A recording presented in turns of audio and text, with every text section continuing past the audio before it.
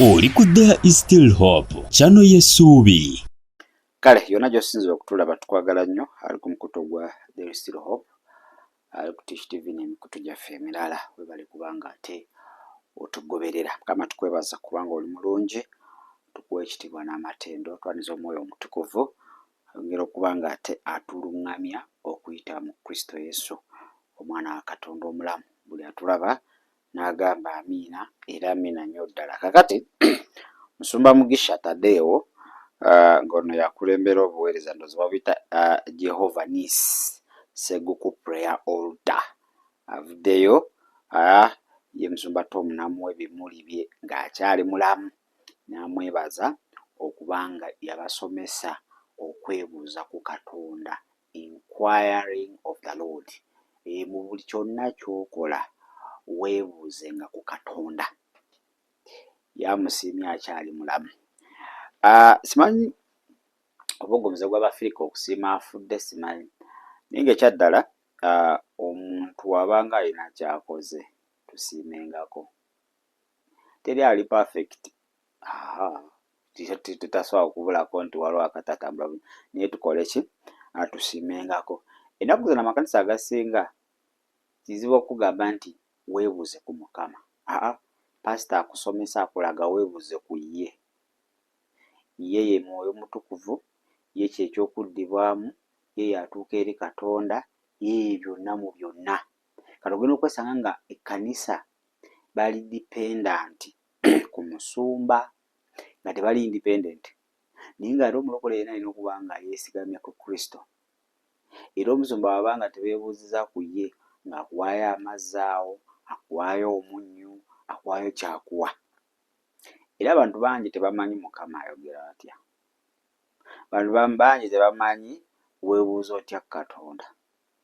Bantu bangi tebaawula ddoboozi lya Katonda n'erya Sitaani. So that's the biggest mistake. Buli w'obeerawo nga tomanyi kwebuuza Katonda, nga toyawula ddoboozi lya Katonda n'erya Sitaani, muganda nga obulokole bugenda kumenya. Ogenda kukola ensobi mpitirivu nnyo ate zobadde tokola ki? Zobadde tosuubirako wadde. Kaakati wuno avuddeyo n'agamba naye yabayigiriza okwebuuza ku Mwoyo wa Katonda. Era ekyo kyamukolera. Sooka omuwulirize ate toyongere. Nawulira enjiri. I heard of the gospel. Emutundu lwali lwakusatu. It was on a Wednesday Evening. Regular 2019. 2019. Pastor Tom n'atuyigiriza okubuuza Katonda. and taught us about inquiry. N'atusomesa And taught us Katonda akyawa abatamubuuza. God hates those that don't inquire from him and those that don't seek him. N'atusomera olunyiriri. And read for us a Lwali mu scripture Zefaniya essula esooka. in Zephaniah chapter 1 olusooka verse 1 mpaka ku lw'omukaaga. until verse 6. Mukama akyawa abantu God hates people abatamunoonya who don't seek him n'abatamubuuza. and those that don't inquire from him, N'atuyigiriza okubuuza Mukama. and taught us how to inquire from the Lord, N'atugamba buli muntu ddayo osabire and told us everyone go back home and pray. enkeera ku lwokuna ne neeyawula nzekka. I consecrated myself alone. Emmotoka yange I drove my car. nengenda Prayer Mountain. I went to the prayer mountain. Nembuuza Mukama I inquired from the Lord, nkole bizinesi ki? which kind of business should I Bino do? bye nkugamba What I'm telling you, sirikopa. I didn't copy from anyone. Sirina gye mbijamba omenye mu kitagizibwa ati. I didn't copy from Nkugamba anyone. ebinfudde kyenyi. I am telling you what has made me. Era mu kirooto In the dream, nga Katonda ampita. God called me. Pastor Tom yajja ewaka Pastor Tom came at home n'aŋŋamba bw'ati. and told me like, Oyize ebintu bingi you've learned a lot of naye things, obikozesezza kwegaggawaza wekka. but then you've used these things to make yourself rich alone. Era mu kirooto n'agamba In the dream he told kubanga me, ogaanye obigamba for abantu you I refuse to tell ngenda others. kuggyako omukono. I am going to release my hand from you Kubanga ntya nnyo obwavu. because I fear a lot poverty. Enkeera nazuuka nayita pasita. In the morning I called myself Musumba. Ngamba kati giwunye ebirimu okuggyako omukono. Things of releasing a hand, Obwo si bwavu obwo. that is poverty. Nengenda ku Prayer Mountain. Then I went to Lusozi. Nenteeka akatebe awo. Then I placed my chair down. Okubuuza Mukama. Then I started inquiring from the Nemwana Lord. olunyiriri. And Zefaniya emu. I read the scripture, Olulusooka. Zephaniah chapter 1 verse 1, and n'agamba nze nkyawa abatambuuza. say I hate those. Agamba ngenda kuzikiriza byonna. I'll destroy everything. Okuva ku nsi. bw'ayogera Mukama. Bw'ayogera Mukama. Ndimalawo omuntu n'ensolo. Ndimalawo omuntu n'ensolo. Genda ku lwokutaano. N'abo abazisinza ejje ery'omu ggulu ku nnyumba waggulu abo abansinza abalayirira Mukama nga balayira Malukamu n'abo abazze ennyuma obutagoberera Mukama n'abo abatamunoonya Mukama newankubadde okumubuuza Katonda akyawa abantu abatamubuuza. God hates those that don't inquire from him. Nembuuza Mukama ku lusozi gwe twali. Then I inquired from the Lord, the mountain, and said to God, the business I have in town. Now what if my busy has fire? Give me another business. God, which kind of business should I enter into? Where should I, what should I start? I had a fears man. Better know kutio kuko. Don't allow it to be with one business, my friend. As I was leaving the prayer mountain, as I was sloping, I reached where I was sleeping. I was sleeping around Mutundwe, around Pastor Katurubam. As I was sloping to my home place, as if a person was next to me in the car and told me, give me this car and I give you another business. I got the car and God gave me a school. Within 2 months, now the school they gave me, Mount Zion Kayabwe, when you compare it, 29 million, when you compare it with the school, do they compare?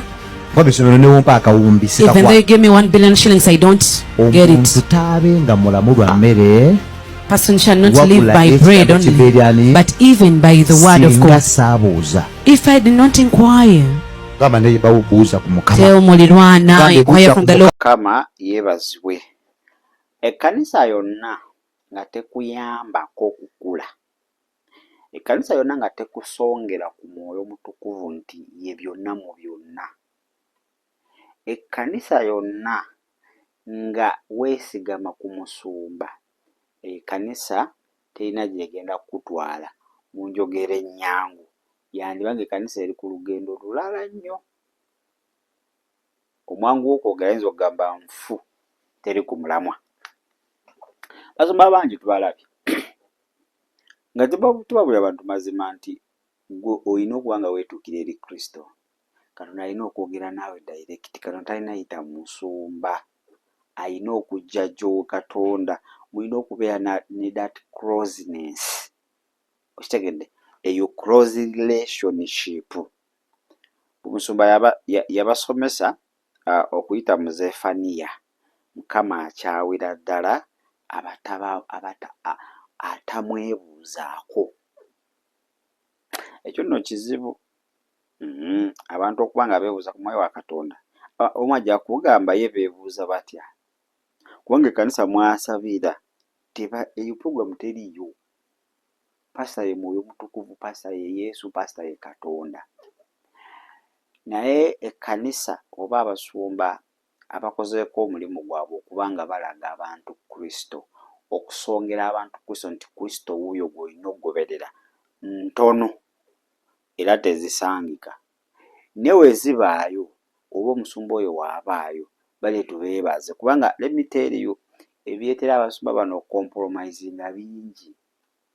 Naye omusumba okusigala nga akyalaga abantu nti togoberera nze, totunuulira nze, sisobola kusabira buli ssaawa. Yiga kwesabira, yiga okwebuuza Katonda, yiga okwebuuza ku Mwoyo Omutukuvu. They are very few, if not, oyinza okuba banaatera n'okuggwaayo. Okitegeera? Saa zino buli atandika nnabbi. Era mu makanisa mangi buli atandika prophetess. Era buli lunaku ye ayogera ne Mukama, watu ayogera Mukama Katonda n'akubuulira. Gamba kyekyo nnabbi wa Mukama n'osiga. N'enkya n'ojja watu ayogera Mukama Katonda yatonda eggulu n'ensi n'osiga. Naluli gw'alyogerako ddi naawe?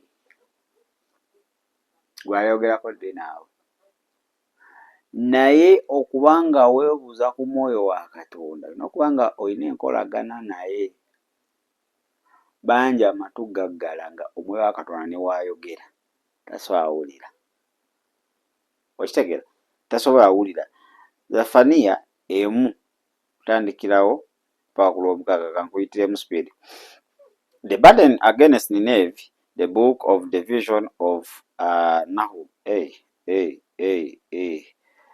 Kale mbadde ate nkuleetedde ki?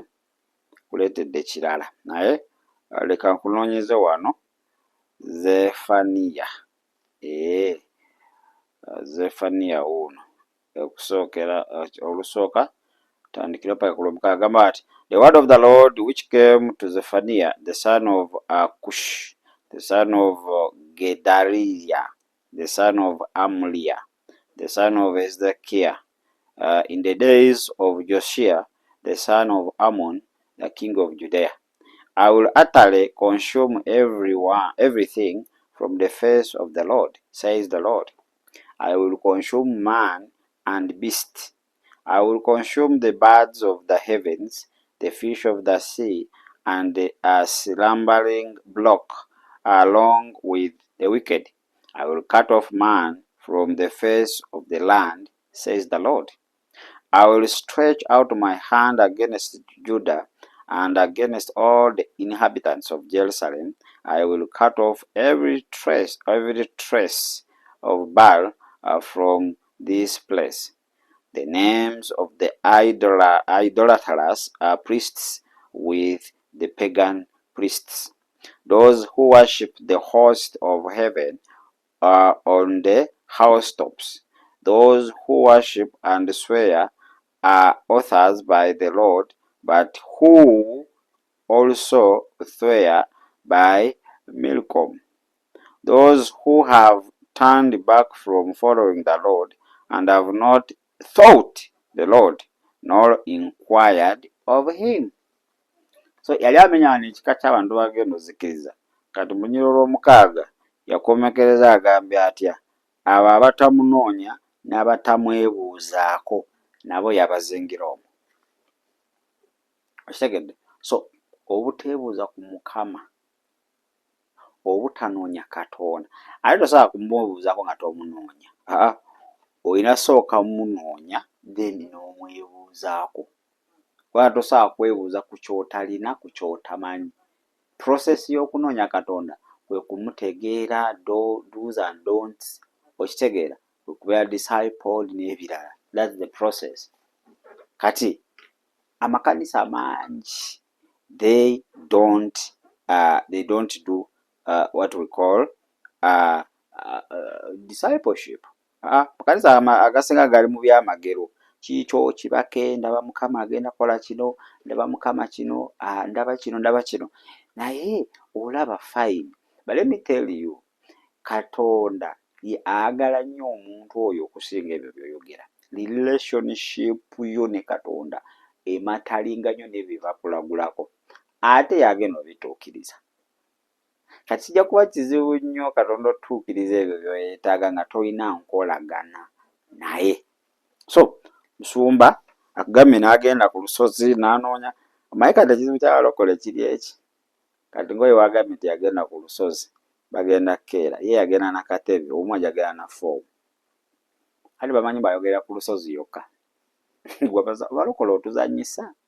Tukoppa buli kimu. Tetukkiriza. Let me tell you. Katonda asobola okugamba ekintu n'akuwa direction yakyo. Nange najja n'angamba ekintu after a certain time.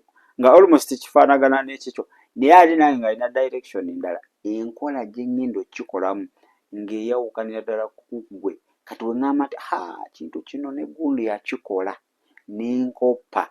Nnyinza obutakola kwagala kwa Katonda era nnyinza obutamusanyusa.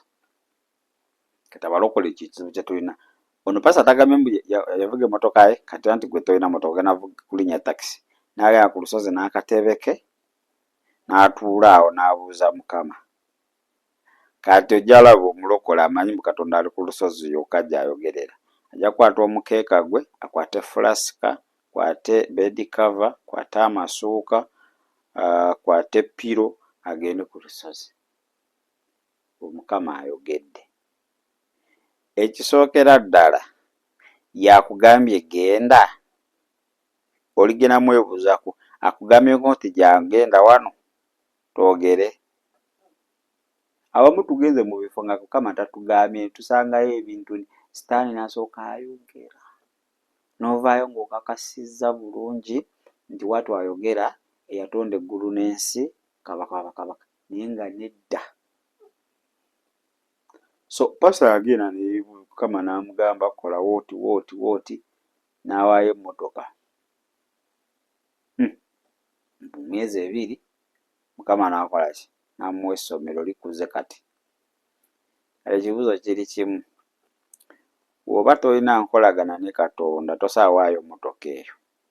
Era ojja kuddayo ku lusozi okuba egy'obujjajja, okuba egy'obukojja, gyagala okuzza emabega, egitwala omukisa gwo, gyonna ogenda gikuba. Lwaki?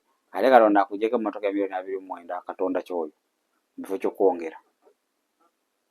Ffe tumanyi ekintu kyonna kasita kijja nga instruction waliwo Katonda kyakuggyako oyo aba Sitaani.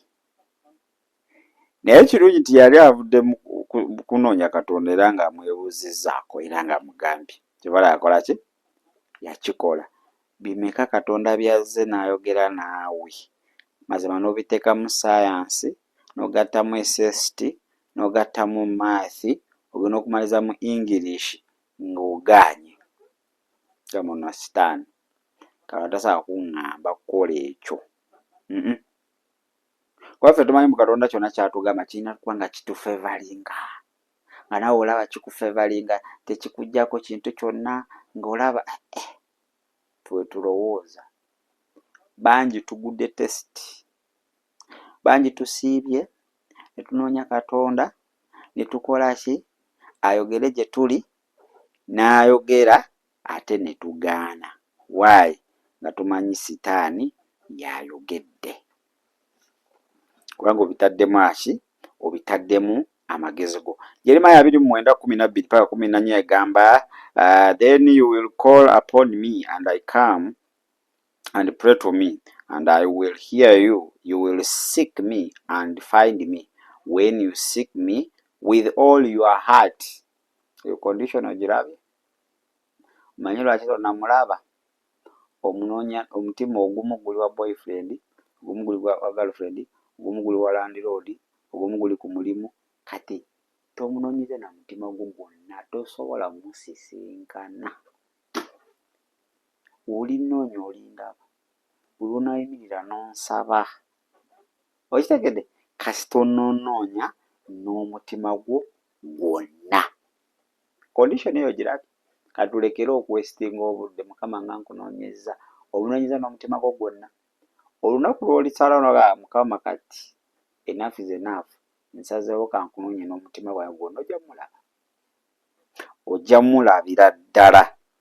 Kakati Zabbuli 54 lunyiriri olwokuna n'olwokutaano egamba bw'eti. Show me your ways, Lord. Teach me your path. Guide me in your truth and teach me. For you are God, my Savior, and my hope my hope is in you all day long. Okitegeera Dawudi. Mukama nsomesa amakubo go, nuŋŋamya eri amazima. Nsomesa amazima go. Kuba gwe mulokozi wange.